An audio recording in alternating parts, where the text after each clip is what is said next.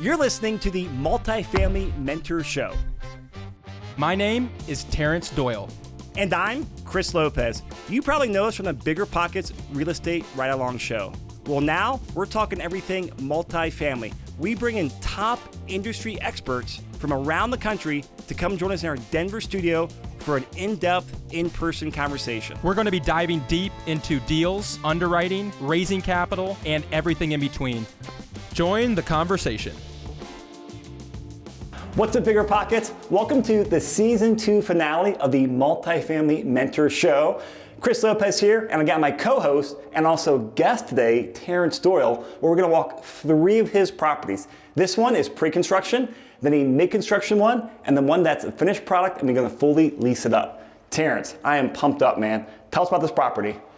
Yeah, it's been an epic season. You know, we're going to wrap up the season, really rolling up our sleeves, looking at the operations, right? So what are the things that, you do after you acquire a property, from construction, property management, leasing, what does it actually look like day to day to operate? And so this is the first one. We just recently closed on this property, and we're going to do a full renovation. It's going to be everything from top to bottom, exterior to interior is going to be redone. And so we're going to walk with our construction manager, Zach Spicer. He's been with me for a long time.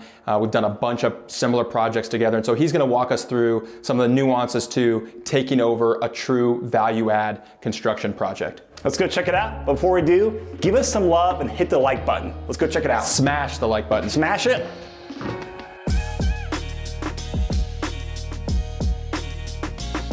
All right, here we are with Zach Spicer, who manages all the construction for Verico in Denver. And this is a pretty typical project. You're gonna see a lot of things that are out of place and not looking good here. And so we're gonna go over the 3 steps that we go through every project before we start construction, right? That's so walk us through what's the number one thing we do before we take over a project. So I got to come up with a design. What's this thing going to look like? Am I going to, use laminate countertops? Am I going with quartz? Am I retexturing the walls? What am I going to do? So I got to come up with what faux granite's really in right now. We've been doing a lot of faux granite. Yeah, so the key here is it's a team sport, right? So you have to work with property management. So one of the things of being vertically integrated is we can work with our property management team and say, hey, who is the back end resident going to be? And then we reverse engineer it from there, right? So if we're in an up and coming neighborhood like this, we're right off a major thoroughway, Colfax, and near downtown, there's some cool bars and restaurants. And so we think, and we know based on our experience in the area, that it's gonna be a millennial or young professional living here. Right. Maybe they're dating, maybe they're engaged, or they're working from home. And so we can reverse engineer and know exactly what kind of materials we need to do. But first thing is you gotta know who the resident is, and then you plan the design from there. Okay, so number 1 is you gotta plan the design, knowing who the resident's gonna be. Right. What's number 2? I got to get materials coming. What materials am I going to use? So I'm coming in here, I'm measuring doors, flooring, countertops, cabinets, tile, everything.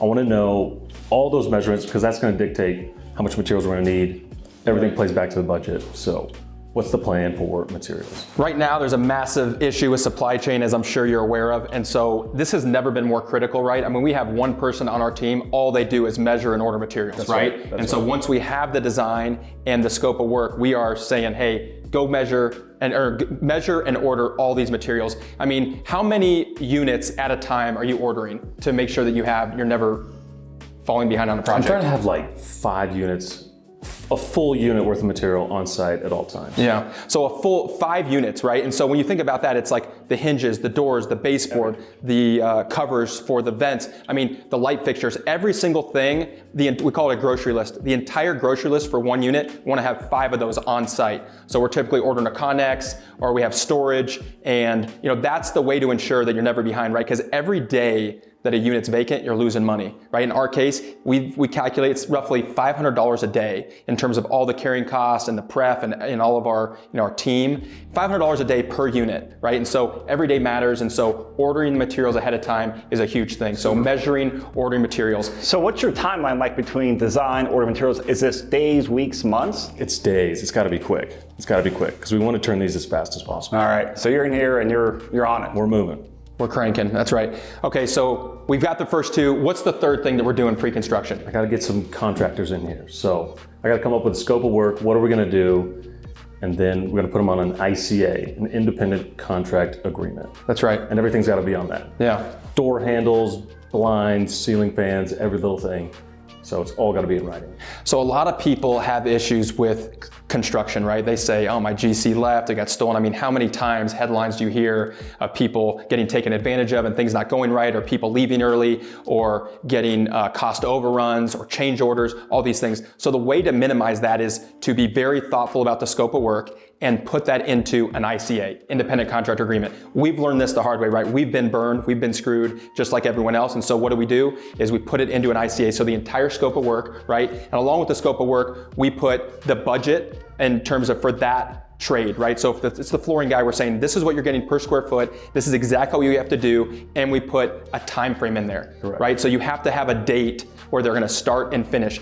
And one of the things that we've learned to motivate and align interest, right? Because vacancy is the #1 killer for NOI and for revenue. And so what we're doing is every week that they're late, we're withholding money from their paycheck, right? And so we found that money is a great motivator to get people working on time and on budget. And so I highly recommend having an ICA that's very detailed. This is just the tip of the iceberg. We're gonna be talking more about this stuff on Instagram and LinkedIn and doing some courses throughout the year on construction, because it's a really hot topic right now. But these are just 3 of the things that we do pre-construction to make sure that we're getting things done efficiently, cost effective, right? What are the 3 stools to construction? Time, money, schedule. Schedule, right? Time, the quality, and the... Oh, I guess I said it twice. Right. Time, schedule, and quality. Time, schedule, and quality. Those are 3 stools. And so those are the things that we're always thinking about. And so hopefully the 3 tips that we shared help you guys plan in your next construction project. Now, Zach, taking a step back, what's the plan with this property? How big is it? How many units? What's the overall plan? So this one, we'll just break it down to this 1 unit. So this is a 1 bed, it's probably 500, 600 square feet. If you can see, it's kind of a disaster. So after I come up with our plan, our design, what we're gonna do, now it's time to go to work. So, for this one, we're gonna take down some of these walls, new kitchen, flooring, new texture on the walls, new lighting, things like that. So how long will it take you to turn this unit? Hopefully 30 days. 30 days from design, materials to it's ready to start being leased potentially? Correct. Damn, you guys are fast.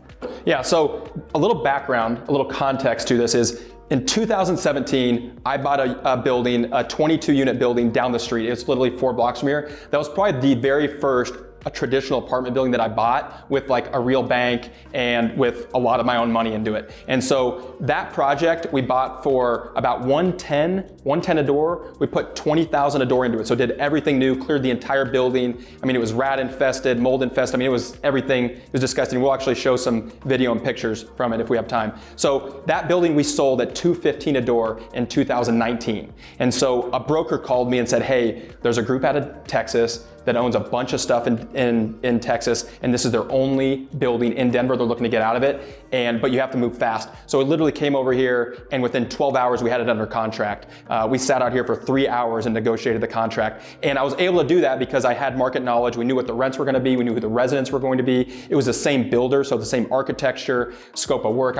We had a lot of knowledge that allowed us to get very aggressive on the acquisition, right? And so knowing that, I knew that there was some sleeping rooms downstairs that they weren't being used as traditional units, same thing as the other building we had. So it's 36 units right now. We're going to be able to add 2 units. We're going to be able to modify the laundry room. Right now the laundry room is really large. We're gonna be able to modify it, add a pet washing station, and really just give this entire thing a facelift. So they have new windows, the roof has been done. It also came with an additional lot that they didn't even really value. And so there were some hidden nuggets of value that we were able to find. And it really came from market knowledge, speed, and just having a track record in the neighborhood. And so that's what it is. It's 36 units, mostly 1 beds, which for this neighborhood is actually a really good thing. There's $500,000, $600,000, $700,000 houses in the neighborhood, and then you're on the major thoroughfare. So it's really good for just young professionals, and especially in today's world that are working from home. We're gonna make this thing very modern, really cool, and it's gonna be the place to live in this neighborhood for, roughly $400, $500, $600 less than Class A buildings down the street. So it fits right inside of our wheelhouse in terms of a value add, heavy construction lift. As you can see, there's a lot of work here to be done, but yeah, we're really excited about it. I love it. Let's go next property. Let's do it.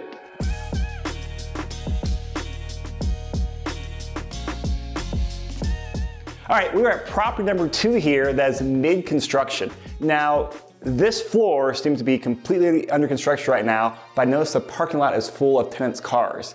I want to know how you guys balance both of those things. Yeah, so projects are a little bit different, right? Some of them we clear the entire building. Other ones, when you have investors, want cash flow, right? So then the question is, we're trying to design construction around how do you keep some people in and attract new residents so that you have cash flow, right? So Zach, what are the things when we're designing a project and we're like, hey, look, we have to keep 3/4 of the building full. What are we doing? So we want to start with the exteriors. We want to make the exteriors look nice, paint. On this one, we added a mural to it. And then the entrances, new tile, drywall, paint things, and then the hallways. Right. We want to make the hallways look nice, replace the lighting, brighten everything up, and just keep the general area looking good while we're destroying the units. Once a construction zone, yeah. So the key that we've learned over time is people are okay with some noise and some discomfort as long as when they pull up to the building, it looks really pretty, right? And so the number one thing we always do is paint the exterior, landscaping, adding a fence, adding a dog park, and the hallways, right? Those are the first things we always do. We take over an old building. I mean, if you guys see the before and afters, you're gonna see, this was just a typical tired red brick building, and now it looks like a really vibrant, energetic, cool place to live. So the very first thing we did in the first 60 days was paint the exterior, add a mural, add the fence, dog park, and then the hallways. We got right to work on the hallways. And the key was, this building hadn't been touched in 30 years. It was a former HUD building. So a lot of people with dogs and with pets, urine stains. It was disgusting. This place smelled really, really, really bad. Picture the worst thing you've smelled and probably double it. So what we did was we redid all the hallway carpeting, but we put construction tape on top of it or flooring on top of it, so that way we could still work and we weren't gonna ruin the carpet tile. So that was one of the keys of this project. I think like you talked about, the lighting is key, right? It's an older building, lower ceilings. So how do you compete with Class A buildings down the street? You have to really be intentional about lighting up the hallway. So we did a mural in the hallways, made it fun and energetic, and also really brightened it up. So what are some other things? So after we do the exterior and you're in the middle of construction, what are some other things we're doing that we can give to the audience to show them how they can do things better on their construction sites? Well, you got to be in every unit every day. Right. If you don't know what's going on, you're gonna get burned. Right. Because you have no control. So our goal is to be in every unit every day, checking on quality. Materials is huge. Make sure materials are on site.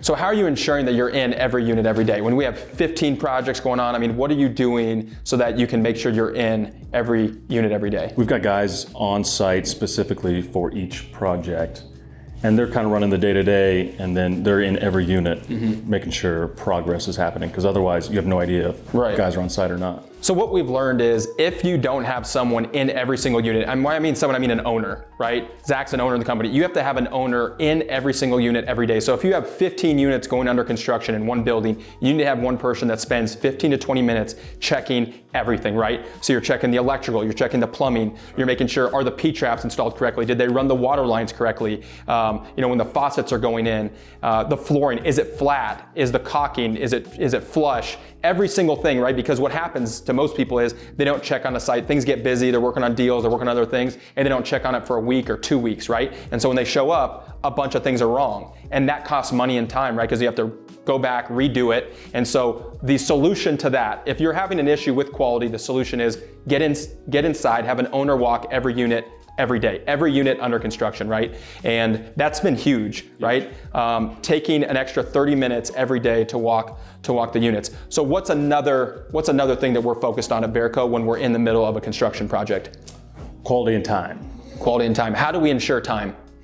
We got to make sure your guys are on site. Right. And so we have guys on site who are here checking these units every day, pushing quality, pushing work. Right. So if you don't have that, again, you don't know what's going on. That's right. So in the previous walkthrough, we talked about the ICA, right? So the ICA is going to drive the time, right? Because they know that if they're not done on time, we're going to take money out of the paycheck. The second one is that we'll show is we put the date that they're supposed to be done inside every unit. So every day that they're walking in here, they're thinking, I can't stand when people are like, oh, we'll be done in 2 weeks, 3 weeks, whatever. What does 2 or 3 weeks mean? I need my leasing team to know what day they can move someone in, right? Because we need cash flow. And so by putting the date on there, I want to know dates and times, right? Is it February 22nd or is it February 21st? Is it 2 o'clock or 3 o'clock? When can we move someone in? And so by putting the date inside the unit so that the subs every single day are reminding themselves, I got to be done by this date, otherwise it's coming out of my paycheck. So that's a really key thing, is being very clear and intentional about having the date posted inside every unit. For us, that's helped us a ton, save on people being late, right? Because in the world of construction, there's always delays. Something that always happens, yeah. Any other wisdom you can share with the audience on what to do in the middle of a construction project? Work hard. Work hard. Yeah. This thing doesn't build itself. Yeah, so. That's right. It doesn't build itself. You heard it here. It will not build itself. So we're going to show some pictures of the project. I mean, this is a 41 unit building. We bought it in April of 2021, and we currently have 12 units left to finish. 6 units left. We're working on 16 right now. We're working on 16. We've got 6 that are coming off of blue tape. And, so we've got 16 people living here currently. And, our goal was to always have it half filled for cash flow. So we're close to that. And, what's been beautiful is because of this location, because of the finishes, we've been able to fill units as soon as they get done. And so it's really been a mad dash. How quickly can we get things done so that we can get them leased? And so I hope that really helps you guys in your journey of doing value add construction. How do you manage it? How do you operate it?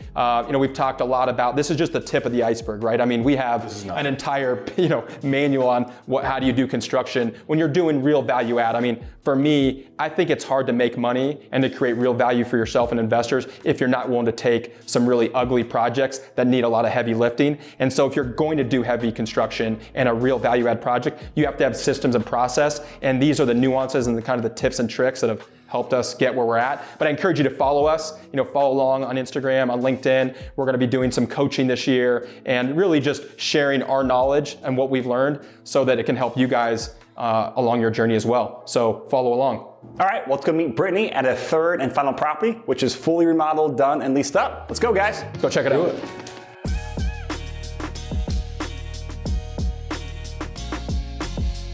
All right, we're at property 3 of Terrance's at Midtown Plaza. And this property looks nothing like when you bought it a while back, but it's a great walkthrough about buying, construction, and now you're leasing up a gorgeous building. Where do you start? Yeah, so, we took this down November of 2020, so the world obviously looked a bunch different. And when we bought this, we'll show you guys pictures from the first day that I walked it, but it was basically half vacant. The owner had owned it for 35 plus years, and it was really sad. They had failed multiple inspections on behalf of their VA tenants. And, there was drug addiction everywhere, squatters, prostitution. I mean, it was as bad as it gets. And obviously in the middle of a pandemic, that even heightened it. There was people camping out across the street. I mean, it was a complete war zone. And, but when you say value add, I mean, this is what we do. And so we knew it was a perfect deal for us. And so we bought it in November 2020. We've done roughly 12 months of construction. We started leasing in November of 2021. So what is that?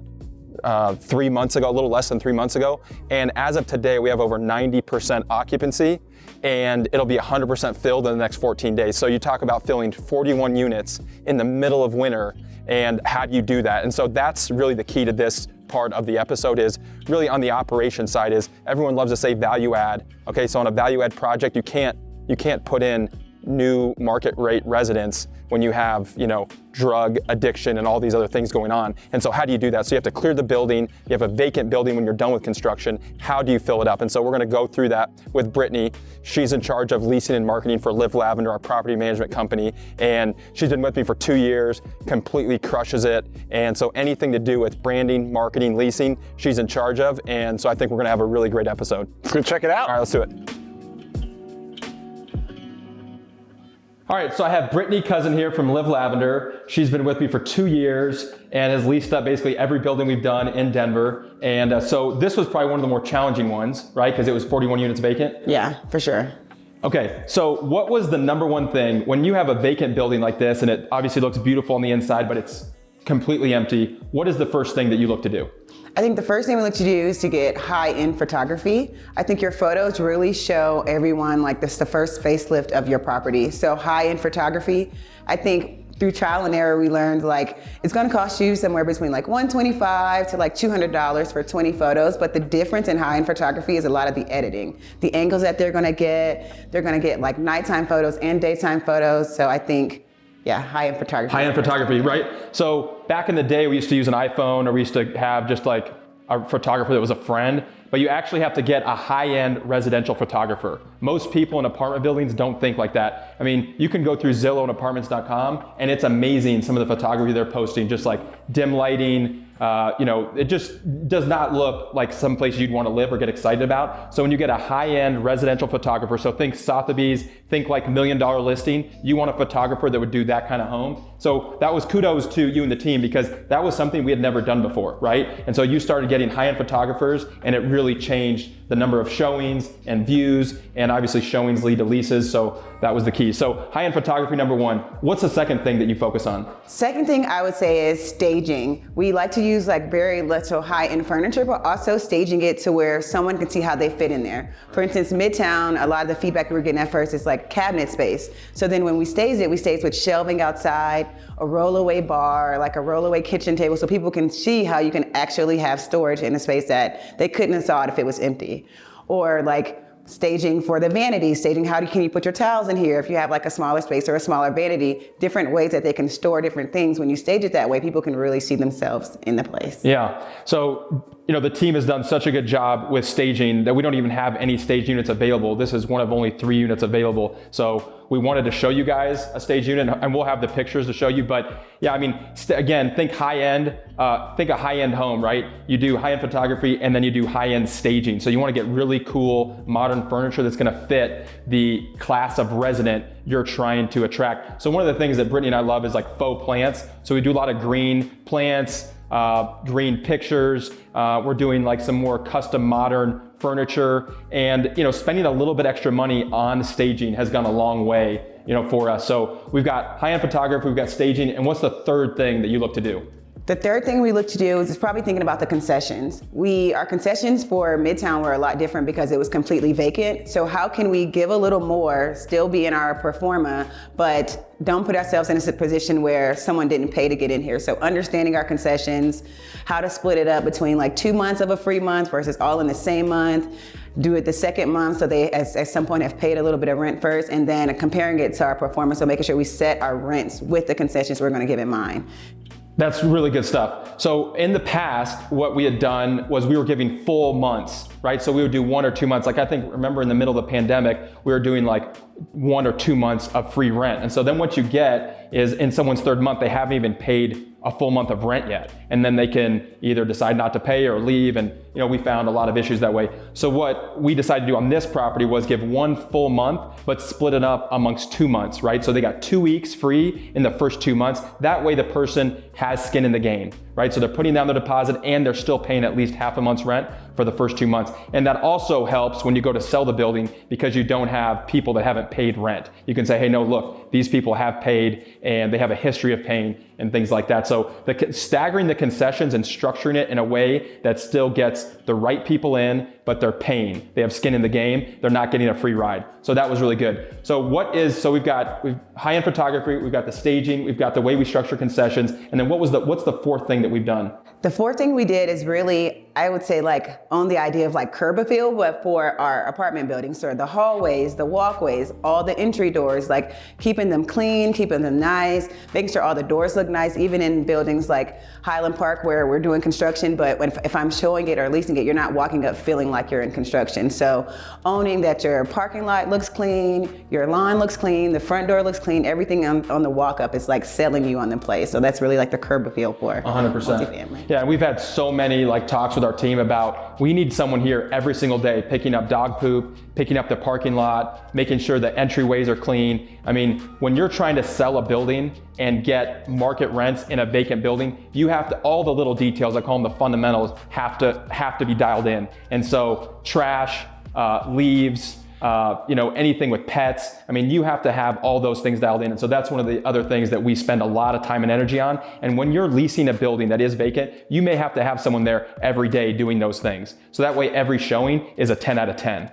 These in a market like Denver, where there's a lot of new units coming available and it's very competitive, you have to make sure that every showing really matters. So anything else you want to share with the audience about leasing and marketing when you have a vacant building that just got renovated? Yes, I would also say virtual tours and like our signage. I think you really owned it, talking to us about like when you go buy an iPhone, it's like 2 clicks and you can buy your phone really quick. So having virtual tours allows us to reach people who may not already be in Colorado, like transitional, and then having like really good signage that has a QR code where we can get straight to the website or straight to where you can apply. It just makes it really, really seamless. So it's just like boom, boom, boom. I'm already there. I'm ready to tour. Very easy and simple. Something that kind of jumped out to me as you've really ramped up with Lavender, with marketing all this, is the professional photos, the staging. It's almost like you're taking a lot of the playbook out of residential listing. Right. When you list a residential property, you stage it. You take high-end photography because it gets the high-end price. Right. You guys doing the exact same thing here on renting out a unit. So no surprise, you guys are crushing it. So that's something that jumped out to me, was you're taking a lot of that playbook and it works. And I love that you're emphasizing that it's the virtual tours right now. Everyone's virtual right now and everyone's using QR codes. I love it. Yeah, and so we'll show you guys that in the B-roll, but yeah, the signage that Brittany and the team put together, massive QR code there, so someone walking by or driving by can stop, take a picture, and they can immediately go from there and apply. And so, we have a lot of material that we cover and that we've learned over the years of leasing vacant buildings. I mean, I'd say half of the buildings that we've done have been vacant, right? Because it's such a massive, heavy construction lift that we have to clear the building. And so what you do is you have a lot of risk, right? Because you have no income coming in. And so we've had to become experts at how do you fill a building. And we're gonna be doing more tutorials and educational material and content on our Instagram. So talk about the Live Lavender Instagram and where they can learn more about us. Yes, if you wanna learn more about us, we're on Instagram and Facebook. It's Live Lavender PM is our Instagram, and then Live Lavender is our Facebook page. And so we have like tips about like trends and staging, like cabinets and that kind of stuff, but also like leasing tips as well there. Yeah, Brittany, you've crushed it. This has been awesome, and it's been one of the more difficult projects. You guys did an amazing job. Thank you. One more thing, I want to take a step back from the marketing and the leasing up here, because there's market rents, there's your pro formas. If you don't hit those, or you hit them, or you go above it, what does that do to the sale price on the property and the valuation of the property? Because that's the end goal here for investors. And your investors in this unit, or in this building. So one of the things that we always talk about, right, Brittany, is every $100 matters. Every $100 matters. Yeah. And so, when you underwrote this in 2020, which seems crazy, right? Before we bought it, it was November 2020. We were thinking we were going to get what? I think like 12 something. No, we were way under that. It was like 1150, like I think, for the 1 bedrooms. It's mostly a 1-bedroom community. 1150, and talk about what we're getting now. Now we're getting 1378 for some of them, and actually like 1378 and 1350 for our bottom floor, which was kind of really big for us because I think we were at like right at like 900, 1,000 for our first floor unit. Yeah. So $200 to $300 bump. Mm-hmm. Wow. And we're selling it at a 5 cap, so that's roughly like $25,000 per unit for every $100, right? So you're talking about $50,000, $60,000 of value, that we've created for ourselves and our investors by, doing the fundamentals like we talked about, the high-end photography, the staging, structuring concessions the right way, doing virtual tours, making sure it's all clean. Those are just some of the fundamentals. Like Brittany said, there's a lot more that we can unpack, and I encourage you guys to follow us on Instagram and LinkedIn, because we're gonna be, documenting, the things that we're learning. So yeah, I think this is awesome. I'm super excited about it, and we're gonna be able to continue to get better. All right, this episode wraps up season 2. First off, thank you guys so much. But Terrance and his team crushes it with sharing tips and knowledge and documenting what they're doing. Terrance, how can people learn more about what you and your team do? Yeah, so as you know, multifamily, it's a team sport. You have to have a great team. You have to have mentors, and so that's what this season's been about. That's what this episode is about. And, it's been amazing. All those people that have been following us, thank you for the support and the love and the encouragement. And, those are the comments that we get from you guys is what fuels us to want to keep going and keep creating this kind of content. And we've only touched the tip of the iceberg in terms of operations, right? We showed you a project that we started pre-construction. We showed you a project in the middle of construction, and then we showed you here a project finished, leased up, that's under contract to sell at a massive multiple of what we bought it at. And so you saw all that, but we couldn't cover everything in a 30, 45-minute episode. And so if you want to learn more about operations in terms of the nitty-gritty of property management, construction, how we're able to do what we do at scale, follow us on Instagram, follow us on LinkedIn, and we're going to be having a lot more content coming out and I think you're really going to enjoy it. So if you want to see more of our team like Brittany has shown us today, be sure to check out Live Lavender Property Management at Terrance Doyle for more Verco and the construction stuff. So follow along, smash the like button, and share it with your friends and family that want to learn more about multifamily investing. You're listening to the Multifamily Mentor Show. Join the conversation.